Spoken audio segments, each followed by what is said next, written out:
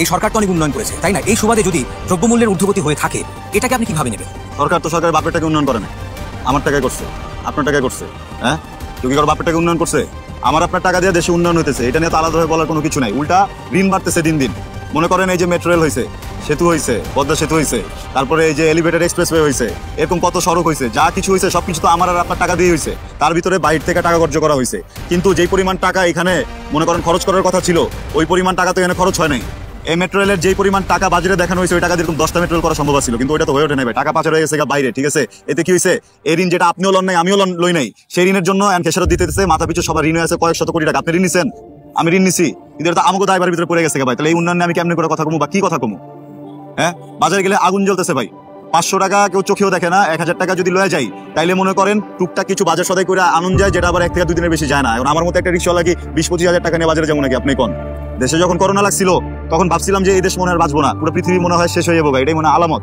তখনও মনে করেন কোনো রকম ভাবে আমরা 500 টাকা লয়ে বাজারে গেলে বাজার মাজার করে আমরা আসছি, সবকিছু সুন্দর সুন্দর ভাবে গেছে।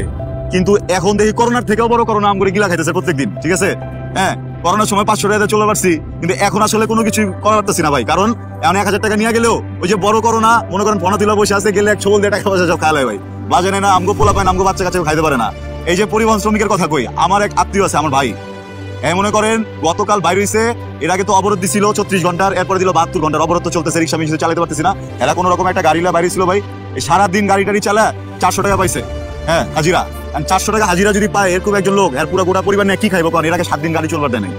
আমার কথা হইতেছে গিয়া যে আপনারা যদি আন্দোলন করবেনই, এসি ঘরে বসে যে আন্দোলন করতেছেন, আমরা যে মানুষগুলো মাঠে কষ্ট করতেছি, মাঠে খাটতেছি, আমরা যারা রিক্সা চালাইতেছি, ভ্যান চালাইতেছি, গার্মেন্টসে কাম করতেছি, ট্রাক চালাইতেছি, বাস চালাইতেছি, গণপরিবহন কর্মী আমরা যারা আছি, আমগো দোষটা কি?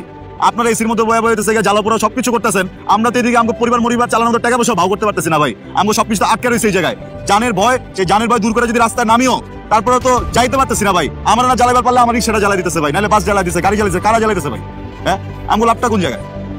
কথা খুবই সহজ, আমার কাছে মনে হয়